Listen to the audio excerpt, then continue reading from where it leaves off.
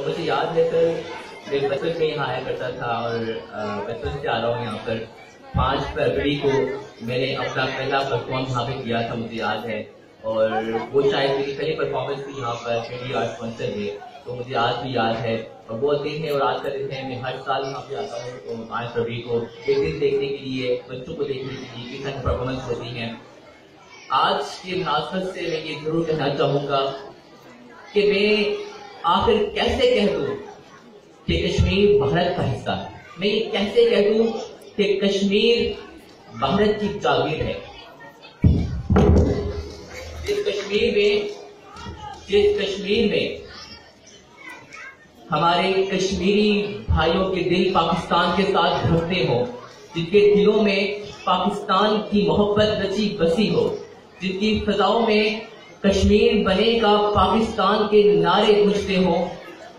جن کی ہواؤں میں پاکستان کا سب جلالی پرچم لہراتا ہو، میں یہ کیسے کہہ دوں کہ وہ بھارت کا حصہ ہو سکتا ہے۔ آج میرے پاس ٹائم بہت مختصر ہے، میں یہ ضرور کہوں گا اپنے شعر کے ساتھ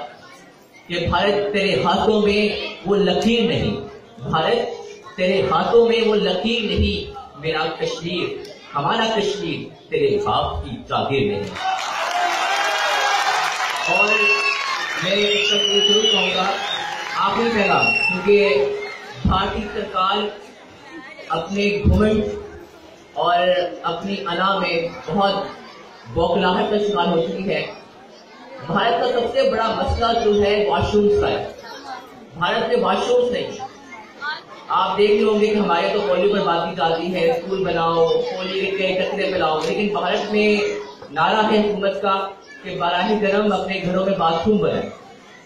میں بھارتی سرکار کو یہ مشورہ دینا چاہتا ہوں کہ براہ کرم پہلے